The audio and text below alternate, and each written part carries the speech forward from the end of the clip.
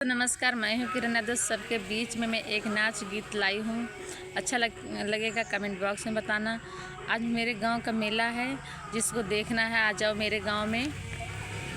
रुपया लला बालम मेला चली, रुपया लला बालम मेला चली। मेला में जबू धन का लेबू, मेला में जबू धन का लेबू। चटवाले बैबालम चाटत चली, चटवाले बैबालम चाटत चली।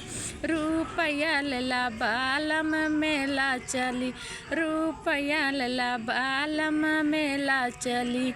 मेला में जबू धन का लेबू, मेला में जबू धन का लेबू।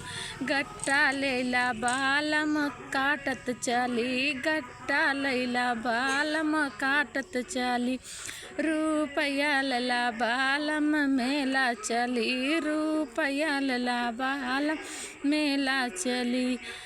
मेला में जबू धन का लेबू, मेला में जबू धन का लेबू। गेंदवा लैला बालम खेलत चली, गेंदवा लैला बालम खेलत चली। रुपया लला बालम मेला चली, रुपया लला बालम मेला चली।